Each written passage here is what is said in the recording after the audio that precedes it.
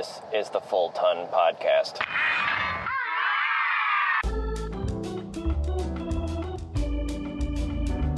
The Empire's in transition from one thing to the other, and so these older traditions of the imperial military, where we have to kind of hide some things from the Senate, are kind of still in effect until the point where they aren't, and that's where the gloves come off, and we're like, and the Death Star is going to kill everyone. Well, and this is where we get to the interesting point, where it's a classical American story, because one of the things that people think about when they bandied around even back then was this idea that we would run into a tyrannical government, and the government would try to start taking away rights.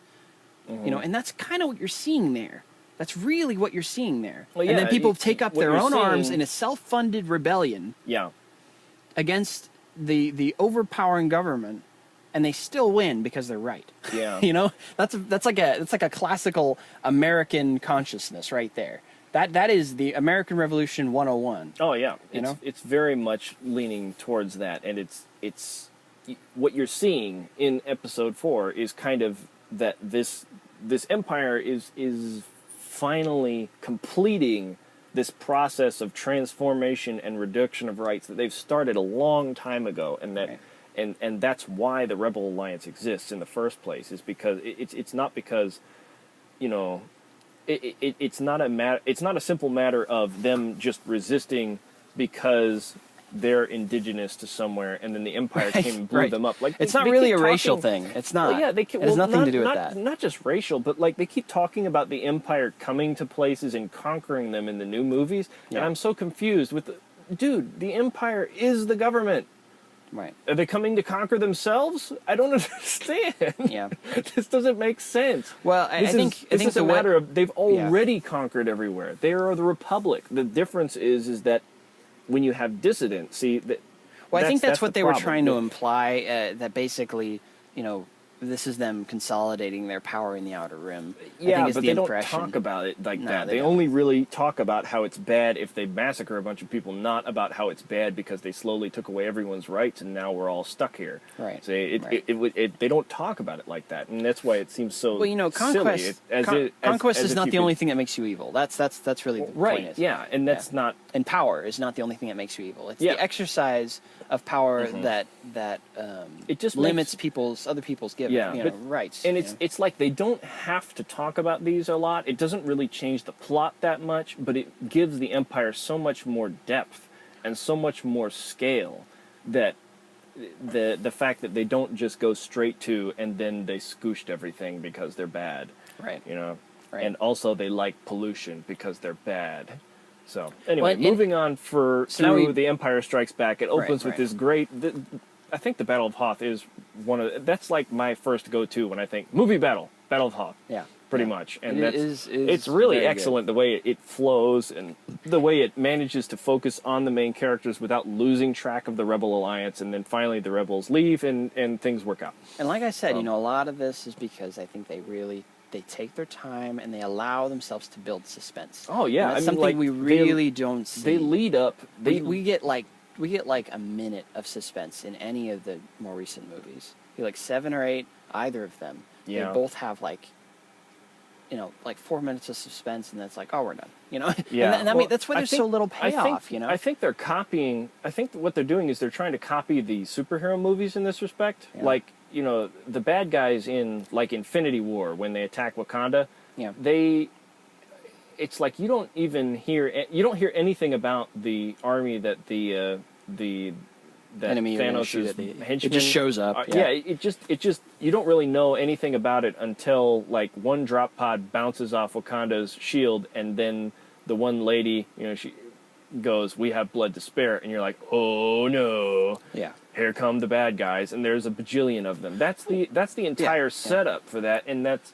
When the classic superhero movie is right, it comes out of the childish discussion of my thing is better than your thing is better than my thing, and my thing is better than your. We all did this as kids, right? It's like the setup for it is long enough for a superhero film because the superhero film isn't focused on that. Right. It's got 8. They've got like 8 main characters that they're all keeping track of, and none of those are foot soldiers. Yes, the focus should not be on those people. Right. But in the new movie, but in a Star Wars movie, especially The Empire Strikes Back, if you want to build epic scale, you need suspense. That is simply the only way to do it. And that's one of the reasons why the Battle of Hoth is so great. Is it's like watching The Longest Day or something, which is a World War II movie, or Patton, and there's like 20 minutes of lead up through that entire thing. You think, I mean, most of it is about Han and Luke, but the backdrop to that is we have shields, we have a base, there's trenches with turrets, these are the soldiers,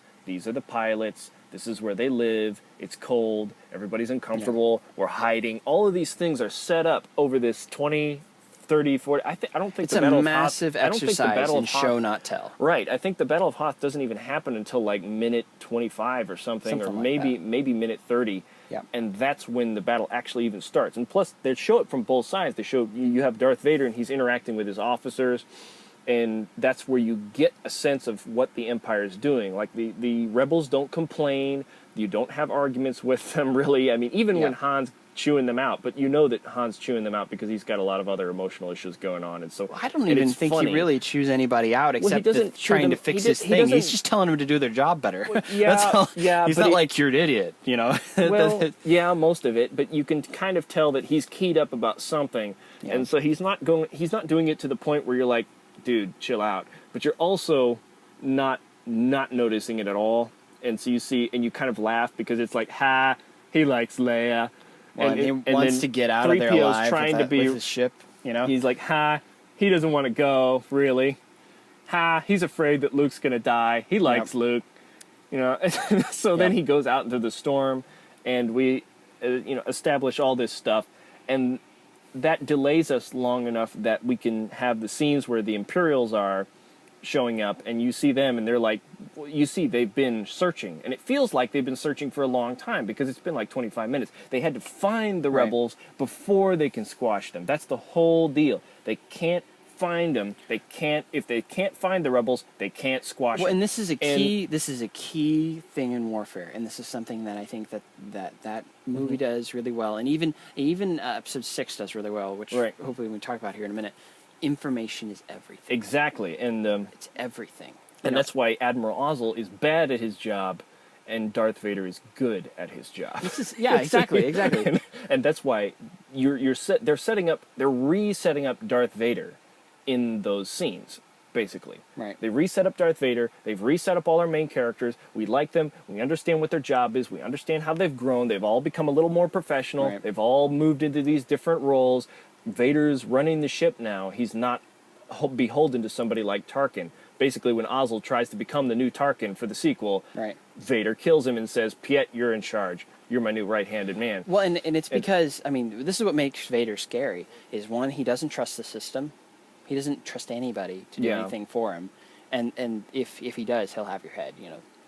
There's hell to pay, you know. So, if he does trust you, he's going to make sure you do your darndest. Otherwise, he's going to kill you, you know? Yeah. and that's what makes him a terrifying force for not just the rebels. I mean, he's terrifying he kills more Imperials than he does rebels a lot of times, you know? But he doesn't care. He gets his goal. He gets his win. Yeah. And he's happy to go outside the system, outside the Imperial system, to pull in bounty hunters or whoever. Oh, yeah. To solve his problem. Yeah. He's very pragmatic. He can think asymmetrically, and so that's what makes him awesome. That's what makes him lethal to the rebels. Right, is that he can think outside of the box, whereas the Imperial officers can't. Right. You know, they've Falcon got too much pride and too much protocol and too much, all this other stuff, and too much, pissing matches with the other officers or whatever. Well, like from Falcon with a tracking beacon on it. Yeah, that's a Vader thing, not a Tarkin thing. It's a Vader thing. Tarkin's like, well, why do we need that? And Vader's like, because they're going to the base, dumbass. Also, I'm still trying to figure out why. In the newer movie, they're like, oh man, they have hyperspace tracking. But when they very clearly followed the Falcon through hyperspace by just applying you know what, that hadn't occurred to me, but Hux having the idea that we can now follow them through hyperspace makes no sense. Yeah. It's too out of the box. Hux is a dumbass. Because it's easier. There's like he's- 4 ways to do that The don't movie take any thinks of he's that. a dumbass. We think he's a dumbass. Everyone thinks Hux is a dumbass. And then we does give him not- the good, he's- supposedly the good thing because the movie says so. Yeah, It makes it very and convenient. it's like Hux. It's like a last minute thing, just so that he doesn't get choked to death by Snoke from a billion miles away. choked to death because he forgot how to breathe.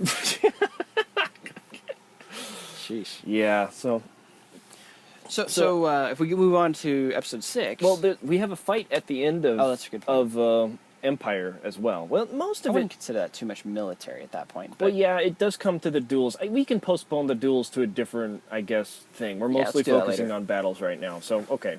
So, oh yeah, you know what? This is the other thing. When Yeah. you move on to Return of the Jedi, the entire movie is basically the build-up to one battle. Yep. Now, there's several action scenes, but it's one battle. Yep. And that's what makes it feel so real and so epic. That's why you You know, get a great it's- payoff. it's I like- mean, it's like- there's a long yeah. payoff, but it's a good payoff. Oh yeah, and I mean, it works. I think this is something that you really get better if you've ever played an RTS game or something, because Yeah. you can't really get this from FPS games. FPS games have a rhythm, but it's You mean very first-person shooters first-person and, shooter and games. real-time strategy. Right, and Yeah.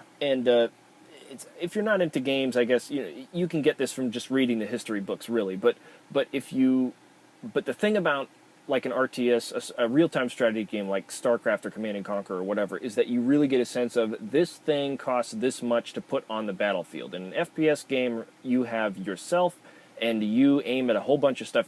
You are worth any 100 bad guys and any 24 of them at any given time. Right. And so the whole point is that it's kind of you are the thing that throws off the resource calculator. Yeah, That's your yeah. whole point. You're a hero, and you are driven, and you're more focused than the other side, and you have surprise, and you have better weapons, and you're smarter than they are, and that's what makes you able to win. Right. Right. In a RTS game, none of your guys have that. What they have is you, and you are a commander. You know what each of them is worth. You know what kind of damage each of them can bring to bear. And in the Return of the Jedi, and Right. historically, Right. this is what commanders have to deal with. It's like the build-up to any given battle is not a bunch of small action scenes. They are organizing. That you try to figure out what Right. your different guys are capable of. Right. You have to figure out what the enemy's capable of. And crucially- Information, And what crucially, you were talking about. if you look at any information, Yeah. but all of these things, logistics, information, strength of enemy forces, where they are, how Yeah. smart are they, all that stuff plays into one decision, and that is when to commit.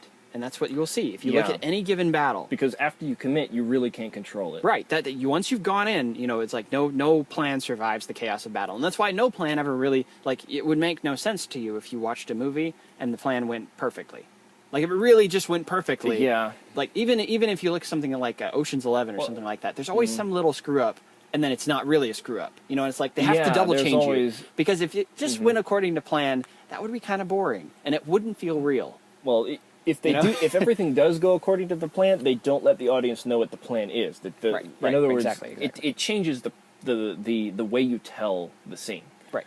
But the whole thing, if you read any history book, what you'll see is when Hannibal says, okay, now we'll fight the Romans here at Cannae, or if you look at right. Flaminius and he goes, we won't fight ever, and we'll send our guys to Spain and fight you there, and that's his committing. You see, you've got to once you've Right, committed yeah. to that strategy. There's what you learn from RTS games is once you do one thing, you can't do the other. There's an opportunity cost to everything. Right. And if I take all my soldiers and I send them to attack this base, I will not be home to defend. And and I won't. If I lose them, I won't have anything to back it up. So I better do enough damage that it'd be worth it. And that's what you feel with the rebels. They've only got one fleet. Right. They've only got one shot. They get one chance to commit. And that's what you're seeing there, and that's why that scene is so crazy. And when they go in and they Akbar says it's a trap, we're like, oh crap. shit! It's like, and oh, Akbar's no, like, well, we he's might take out. a few of them with us. Well, yeah, Orlando says that. But yeah, they're thrown back on their ability to improvise, and fortunately, that's where the rebels excel. But several things have to go right for that to work. Right. And, I mean, they don't instantly give up, which some armies have in those same situations. Right. They're basically facing annihilation. This is not a Exactly. video game. When a real-life army is faced with annihilation, when a real-life army gets boxed in and runs out of food or runs out of resources or is getting pushed from all sides. Well, and the rebels are in a unique situation. You know, one thing we've established is they pretty much can't run. And it's because, you know, Hoth, for example, look at what happened. They lost, you know, like everything trying to run. And the other thing is, you know, their morale is high. And their discipline, I would say, is high. And that's something that I don't think you really... That's another one of those things, you know, everybody is either very mechanical and does whatever you tell them to do in the more recent movies, or they don't do anything you tell them to do. Yeah. And there's no in between. Well, and think about this. I mean, think about this just real quick. They have an enormous amount of capital ships, very large spaceships, very expensive spaceships, almost none of which you need to attack the Death Star. Why do they send them? Why do they send them? Well, they said... It's entirely to allow the fighters to attack the Death Star. It is covered. Well, yeah, because in other words, they're running goal. on the idea that the Empire probably they're not going to let the same thing happen twice. Right. Exactly. And it's true. The Empire and so they're putting all their chips in allowing their fighters to survive long enough to take out the Death Star. Right. Assuming they can win on the ground, and that's the it is the weak spot of their plan, and it's something that the Emperor.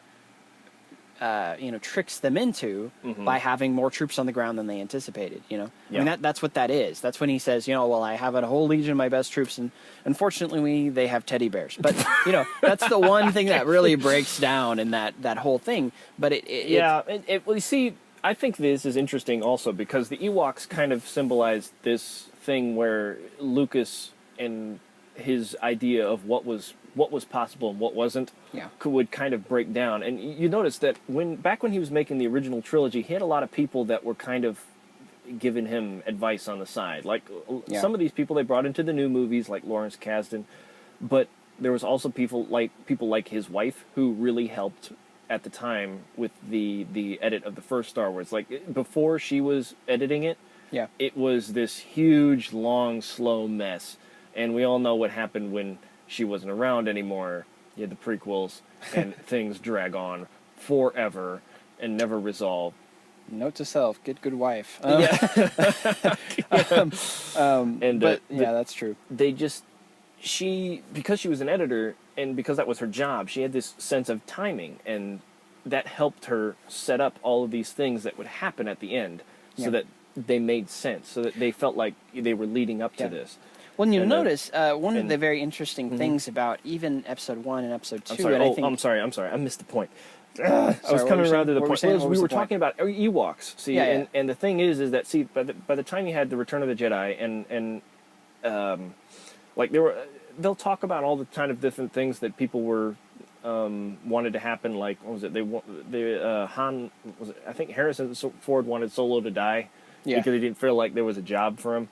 I'm actually really happy that he didn't die, and I'm kind of sad that he did, though it's kind of... the fact that he died in The Force Awakens instead of The Return of the Jedi kind of gives it that, like, it feels like it's a statement about the new movie. He's like, I got out while the getting was good. And it's funnier that way, I guess. I don't know what I would think, but... But the Ewoks being able to beat the Stormtroopers, see the Stormtroopers originally, they didn't start as these dumbasses. They didn't start as the Keystone Cops. They became the Keystone Cops because people thought that was funny, or there was other things. And, there was a certain comedy to that, and I'll give them that it doesn't feel bad. Like if you watch it, it's hard to look at it and watch that and go. You know, they just say it's utterly stupid. Like it's hard to watch it and think and feel it like the same way as if you watch Starship Troopers. There's not it doesn't have the same feel to it. It's not just totally ridiculous, but it's silly. It's silly, but it's not just totally ridiculous. You know what I mean? Not as bad. It's almost like there's two movies going on. There's like a complete comedy and then a really serious movie on top of it. Well, yeah, and what's more, Star Wars has usually been really good about balancing the humor and the seriousness. And it's like we're here talking about history and all this other stuff, but the thing is that all this stuff, it was just kind of, you didn't really have to know it in society. It was just a thing people knew kind of by osmosis, because most of it was like, oh, we've seen a certain number of war movies the same way everybody's nowadays has seen a certain number of superhero movies, Right. So people just had kind of a sense of what was required, because people had made all these World War II movies, and they were based on the real events, and so you kind of knew what you had to hit to not be laughed at, I guess, or at least that's my impression. Yeah. And I think there's some serious truth to that. Yeah. And I think that threshold is kind of gone lopsided. It's both dropped and increased, if you know what I mean. Like, we've learned new things, like now all the extras point their guns down and keep their fingers off the triggers, but they don't have any semblance of strategy or logistics. Well, they don't. Yeah. Well, yeah. They look cool, but they don't. They're idiots. Yeah. So. There's no downtime for us to believe that these people aren't just being pulled out of the writer's ass. Yeah. And pretty much. being thrown onto the screen and then immediately swept aside by the heroes. So you had the Ewoks and you had all these other things, but it's like the space battle, for instance. It's played pretty much completely straight. There's not really that much humor. There is some, but it's not like laugh out loud humor. It's like, they crash you have Piet, and he's talking about intensify, fire, and then the A-wing crashes into the bridge, and it's kind of like, it's not really comedic. It's more like a serendipity sort of. It's more like a you weren't good enough. We got you. We're about to die, but we got that sucker punch in. That's right. And you see Admiral Akbar, and he kind of sits back in his chair like, oh, wow, at least we're doing something, Yeah. And that's the point of that scene, is that it gives the battle a little ebb and flow. The rebels are going out. I'll give them that. The rebels are going out, but they're taking a lot of bad guys with them. Right. And it's not easy. And that's what makes you, it's that feeling that makes you grip the edges of your seat, and you grit your teeth and you go, yeah, that showed them. We're getting beat up, but we're not going down easy. They're going to have to beat us to death with our empty guns, kind of thing, Yeah. Yep. And that's what makes, in a large part, Admiral Akbar embodies the rebel fleet. Mm-hmm. That's why he's such a cool character. Think about it. And then they just instantly kill him. For the new movie. For the movie, get like a. He doesn't even get a line. Even like a close up where he nothing. Goes and he's dead. Yeah, he just blows out the wall back. And he's a beloved character, and with good reason. You look at episode 6; he's more interesting than Mon Mothma or Mothma. Mothma. I don't care. It doesn't matter. Anyway, whoever the lady is with the shroud. Anyway, the gown lady. The one that's the in gown charge lady. That's right. Of everything. But Akbar is more interesting than she is, and so is Lando. And also, he fills that diversity quotient. Alien, check. Right there you go. But he's a cool alien. He's not just like a. Yeah. He's a much cooler alien than. He's not designed to be cute and appealing. He's got some big eyes. And he's not cool because he's an alien. He's cool because he's cool. Well, he's basically a walking lobster, and he's got some big eyes, so you kind of think that he's maybe not threatening, but you don't think of him as like, oh, well, he's pretty. I should like him. He's a fish admiral. He's a fish admiral. I know. And he's really good at his job, and he doesn't need to be pretty, and he doesn't need to be cute, but you still like him anyway. He's like your ugly he's like your ugly big brother or something like that. He's like the spawn of a strange marriage between SpongeBob and, like, old sailing ship sci-fi. It's like Admiral Nelson. He's that gruff guy. Exactly. He's a Nelson got character. An eye patch in one arm, and he's and one eye, you mean? What? You said on one arm. Eye patch? Yeah, Nelson lost an arm, but he also had an eye patch or something. Eye patch and lost one arm. Yeah, okay, so gotcha. I thought you said he had an eye patch in his arm, and I was like, well, you can do that if you feel like it. But anyway, keep going. Anyway, it's just like, I feel like so many of the characters these days are just so over-designed. Like, they'll have 8 different versions of whatever guy, and I'm like, what does the description in the script say? Yeah. What does he look like? Come on, just picture that in your head, do 2 or 3 sketches, and just pick one. Don't act like you're gonna have 8, like especially in like the prequels. Yeah. If you see the art of books, everybody has like 40 sketches. Do you know how many versions of General Grievous there were? Jeez, there was just like dozens, and this is before he even has a script. He just has an idea. We need like a droid general guy. Remember, he doesn't have any of the action scenes in mind. He just draw a character. Yep. And he's not drawing them either. He doesn't have this picture in his head. He's just drawing off of what all these painter guys said. This is why I think one of the reasons why the prequels feel so weird is that they're just so, they don't feel like... They rely more on the picture than the mechanics. Yeah, it's not a... it doesn't feel like he's really committed to any of these designs. General Grievous could have looked like anything. Yep. And it wouldn't have made a huge difference. But once he picked one, then it ended up shaping all these pivotal scenes and the pacing of the story. You're going to have this big fight scene. No, that's exactly it. Because there were versions of him that literally looked like a sled with half of the alien from Independence Day grafted onto it like a centaur. Yeah. No, it's backwards. It's totally backwards. That character could not have done the action scene that they have him do on Utapau. Well, it's like he you were could not talking have about. Done that. It's like you were talking about the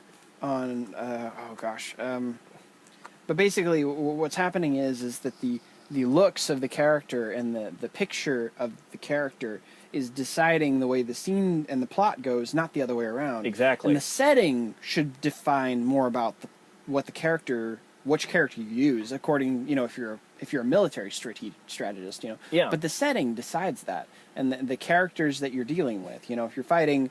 Yeah, a certain type of soldier, you'll fight him with a certain type of, thing that will work instead of something that's worthless. Right, like the let me think, like the ATST makes an appearance in the Battle of Hoth, but it doesn't really make that much. Why? Because it doesn't fit in the Battle of Hoth. It doesn't make sense. It distracts. Yeah. Now for the sake of realism, it made sense, I guess, that they were there, but they weren't really going to be a significant part of the battle. So they've got like one shot where they're there. And even in the special edition, there's only one shot. Yeah. ATSD appears for one shot, and that's it. Why? Because it's not important. It's not going to change the battle. It's not going to flip it over. The Battle of Hoth in real-time hours, from the time that they realize the Empire arrives in system to the time that the rebels leave the system, is probably maybe 12 hours. Yeah. The movie only shows us 20 minutes. Right. The movie those 20 minutes have to be important. That's why it works. And if you're going to design a general character that's going to be an antagonist for most of this movie, and you want him to be able to do such and such a number of things, if he becomes this kind of immobile, like a fax machine general, then he's modeled after an armchair general, and his smarts become the important thing. General Grievous is not smart. Well, why is he a general? He has guards with sticks, and he has 4 lightsabers.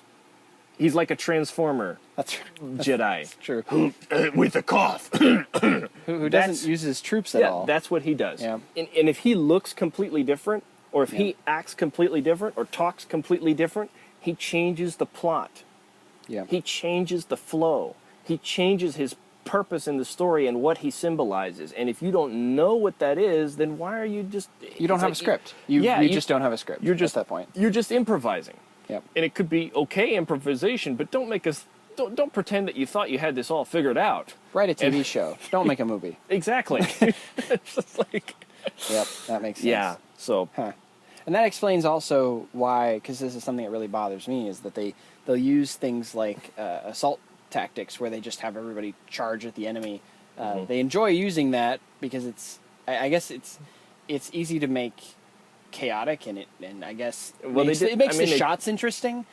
But that means, like you were saying, they use it as an introduction to a character and nothing else these days. Well, that's what they use it for. Every single time, it's like we introduce a character with the assault, and then we never use it again. There's no like asymmetrical warfare. Nobody thinks. Not one of the soldiers gets to think. Well, wait, what's an example of this? Because I keep thinking of superhero movies when you're talking about this. I'm thinking, though, like when I think of stormtroopers and I think of TIE fighters, they basically do the same thing. Is they all jump in and swarm you. Right, but that makes sense for stormtroopers. But it's, and for the most part, that's okay. What bothers me is when they're using. There's no toughness to an enemy that only uses one strategy.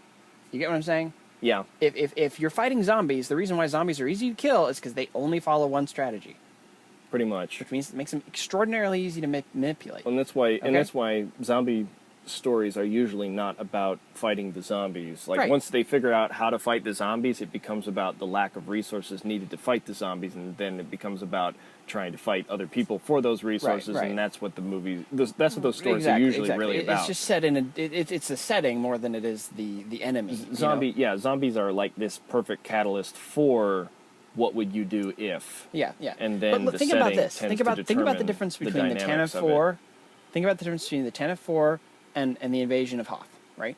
Okay. The difference between those, okay, is that there is some semblance of somebody looking at the situation and going, of course, we shouldn't have people all run on the ground because it's really deep snow and we want to get up close. Like, they start from like 5 miles away. They start from like 5 miles away. We have to start from outside the shield range, whatever that happens to be, okay? That notion, okay, makes sense, okay? So they go, okay, well, we'll get big assault tanks and we'll use them, okay? Mm-hmm. But if you look at in other circumstances, they'll use, gosh, what's a good example of this? The thing that comes to mind is when in Rogue One, when the guy's like personal bodyguard, his Praetorian or whatever they were, personal bodyguard, Krennic's death troopers, his death troopers. He sends them down and they just start shooting everybody. And that's like an introduction in a sense, but they do that twice. They offload them into a lagoon too. Like exactly, it's like why?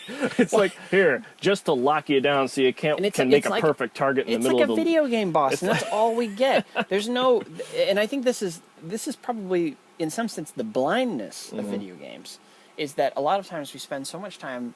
And probably the people behind this spend a lot of time looking at an enemy as though it's something that's really it's really, really stupid because they're your enemy, right? Yeah. But they have more power than you do, and so you have to figure out how to leverage your stuff. But that's not real warfare.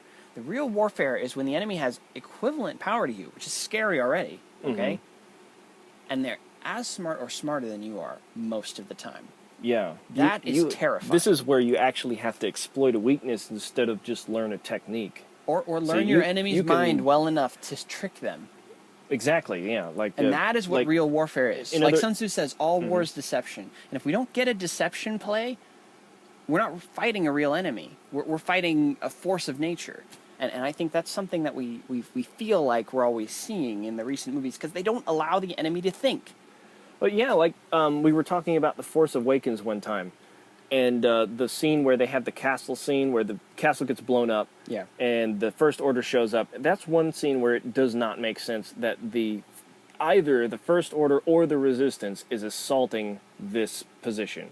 Oh yeah, that part seemed to make no sense at all. It's like the FBI going, okay, we're approaching this bar. Now let's blow it. Let's blow it to hell. Yeah. Not only that, we're trying to capture people inside the bar. Yeah. Let's blow it to smithereens before we do anything else. So they else. do that, and they have like fighters and drop ships and 3 platoons of stormtroopers. And they all show up, and they like walk over the ruins like they're expecting to find something there. They don't even bother to like. Let's hit the bar with our terrorist leader. Let's hit it with a Hellfire missile and see if he survives. Exactly. Yeah. It's like, and plus they are trying to capture. They're trying to capture Rey, and why else are they there? I'm not even really sure. I don't even. Oh, they're looking for the droid, right? The droid with the map, droid. Right? That's what they Which need. will also get blown to smithereens. And that is really delicate stuff. Like to the point where even if they did like a covert thing, imagine if the rebels get wind of it and they're like, "Oh dang, we're cornered," and then they erase it. BB-8 erases the map.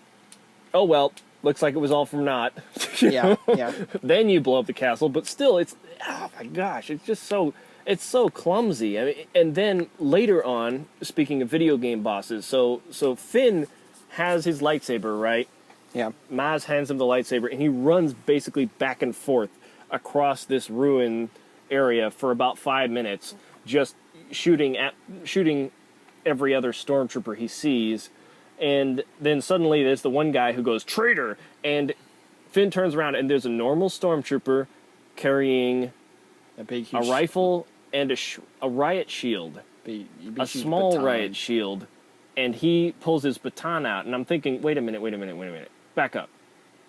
Every single stormtrooper I've seen up to this point is carrying a gun. They don't even have the batons holstered. There's no batons. No batons at all. Because we felt like this a baton guy trooper appears, tosses his gun aside and his little shield. I think the shield wasn't even there for any real reason besides that they wanted him to have something to throw away in his other hand. Yeah, it's it is so small and useless, and I'm just sitting there going, boss fight. Yep. This is a boss fight. It's not a cool boss fight. It's a boss fight. I don't know who this guy is. I don't care who he is. He's dressed just like everyone else. It wasn't even Captain Phasma. I feel like it was written for Captain Phasma, and then somebody was like, wait a minute. Finn's not that important yet. We shouldn't have Phasma fight him yet. That would have made more sense. And so then they cut it out, and they put it in the sequel, and so you have the same scene, same kind of fight with Phasma in the second movie, and it just feels like it's like they literally retextured the game character for the first movie. Well, and it's like they so ran out of ideas. Yeah, which is like Finn isn't a superhero. He's not like he's not worth like 5 stormtroopers. You don't measure Finn here, 10 stormtroopers over here. It's not like he is an ex-stormtrooper. Right. In skill level and importance level in the story to the other characters. Right. Like we care about him. We're the audience. But the movie doesn't know that. Yeah. Phasma doesn't know that. No one knows that. Yep. There's not supposed to be any Jedi. Nobody even comments on that. There's no, like, officer going, holy crap, there's a guy with a blue lightsaber. Is he a Jedi? Dang, maybe he's a Jedi. That would have made more sense. And then they all focus on him, and he ends up dying. Okay,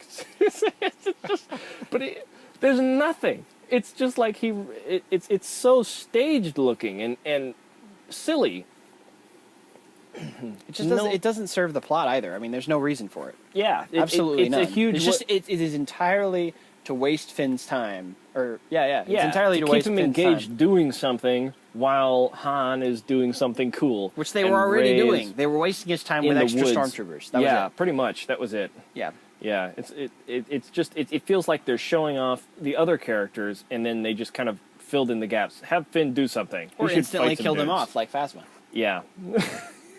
So, oh boy. Anyway, that was a little off track, but, well, we are coming to the end of the Return of the Jedi segment. We will be back for the next episode with the new movies. Oh, gosh. There is so much to talk about. At least it was pretty some of the time. Thank you for being such a gracious audience. This has been the Full Ton Podcast. Please ring the bell and subscribe if you'd like to support us. You can buy my book at the link in the description below. And soon we're going to have T-shirts. It's amazing. T-shirts! Anyway, we're just pretty much going to keep talking about Star Wars for as long as it takes, and then we're going to move on to probably the Lord of the Rings.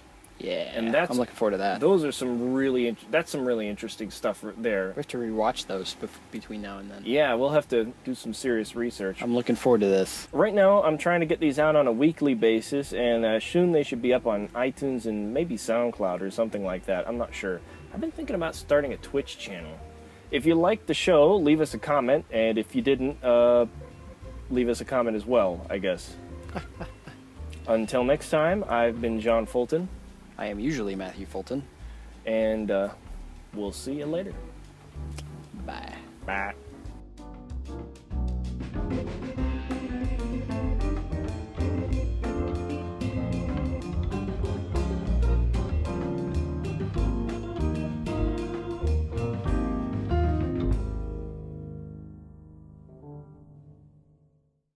Please comment and tell these two they are wasting their time.